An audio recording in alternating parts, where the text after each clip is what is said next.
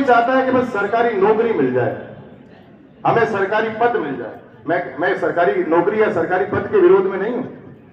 मैं चाहता हूं कि ज्यादा से ज्यादा हमारे पुष्करना समाज के लोग वहां पर पहुंचे, और मुझे तो लगता है बहुत सारे लोग पहले से बहुत अच्छा काम कर रहे हैं।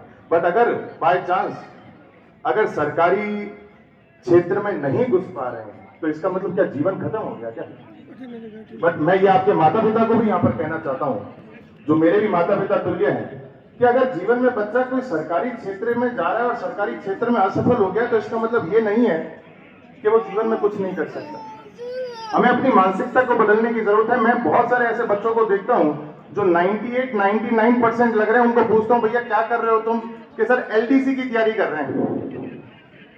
ये वास्तव में सच्चाई है हमारे समाज की। 98-99% जो बच्चा ला रहा है उसकी मानसिकता को आपने एलडीसी तक में जाकर रोक दिया।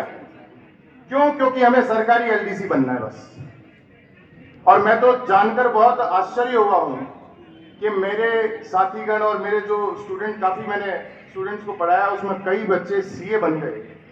और मैं आज उनको कभी पूछता हूं, और स्पेशली पुष्करना समाज के जो स्टूडेंट्स हैं उनको मैं पूछता हूं तो बोलते हैं सर हम सरकारी विभाग में एलडीसी हैं और प्रोफेशन से सीए।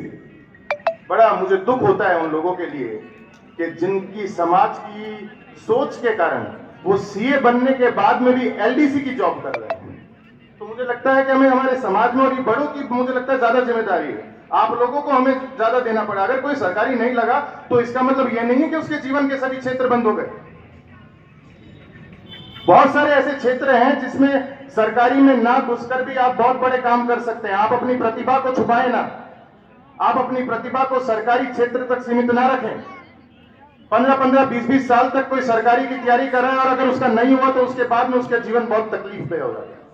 मुझे लगता है 35-35 साल के, 36-36 साल के हमारे जो युवा भाई हैं, उनसे आज पूछते हैं तो वो बोलते हैं सरकारी की तैयारी कर रहे हैं। उन्होंने अपने जीवन का वो दौर निकाल दिया जिस जीवन में अगर वो उस पावर को अगर किसी और जगह लगाते तो शायद आज मुझे लगता है वो बहुत बड़े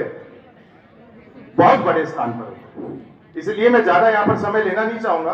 देखिए, मैं एक बात यहाँ पर बोलना चाहूंगा कि हमारे समाज के लिए बहुत बड़े व्यक्ति बहुत बड़ी चीजें करते हैं। हम तो उतने बड़े नहीं हैं, हम तो भी उनके बच्चे हैं, उनके मार्गदर्शन पर चल रहे हैं। इसलिए मैं यहाँ पर इस मंच से ये कहना चाहूंगा कि अगर पुष्करना समाज का कोई भी ऐसा student, specially in the field of commerce and arts, because मैं कॉमर्स और आर्ट्स में स्पेशलाइज्ड हूं। मैं पिछले 8 से 10 सालों में कॉमर्स और आर्ट्स के कई स्टूडेंट्स को मैंने मार्गदर्शन दिया है। तो specially in the field of arts and commerce अगर कोई भी पुष्करना समाज का बच्चा या बच्ची जो भी हो, अगर पैसे के चक्कर में कभी उन्हें शिक्षा में कोई तकलीफ आती है, फाइनेंशियली वो दिक्कत देते हैं, तो मैं आपको यहां पर कहना चाहूंगा कि जीएस एजुकेशन एकेडमी के तहत मैं आपको यहां पर बोलना चाहूंगा कि कोई भी अगर समाज का लड़का या लड़की, और आप, मुझे लगता है मंच पर जो विराजमान इतने सभी लोग हैं, वो उन ऐसे लोगों को आइडेंटिफाई करें, और पैसे के अभाव में अगर कोई भी व्यक्ति यहां पर शिक्षा से वंचित रहता है तो जीएस एजुकेशन एकेडमी पुष्करना समाज के युवाओं को निःशुल्क पढ़ाने का काम करें। निःशुल्क पढ़ाने का काम करें। आप आइए और हमारे यहाँ पर संस्था में आइए, आपको निःशुल्क में पढ़ाने का काम करेंगे। अगर आप पैसे के चक्कर में जीवन में कभी भी पुष्करना भाई या पुष्करना बहन, मेरा अगर इस समाज का भाई बहन कोई भी पैसे के चक्कर में अगर नहीं पढ़ पा रहा है, कॉमर्स या आर्ट्स की फील्ड में कहीं पे भी आप अगर मार्गदर्शन हेतु आप कहीं पे भी हमारी सहायता चाहते तो हम हमेशा आपके लिए तैयार हैं।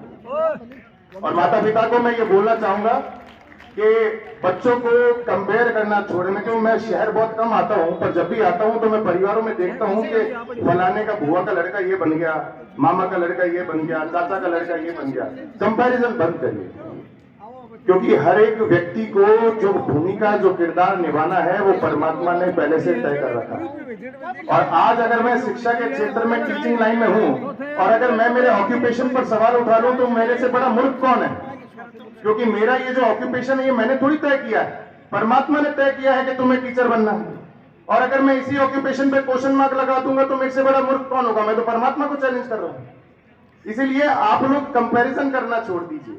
अगर कोई बच्चा 50% भी ला रहा है तो कोई बात नहीं है, क्योंकि जीवन में सब कुछ परसेंटेज ही नहीं होती। इसीलिए किसी बहुत बड़े लोगों ने बोला है कि धूप में निकलिए, घटाओं में नहाइए, जिंदगी क्या है किताबों को अलग रख के देखिए।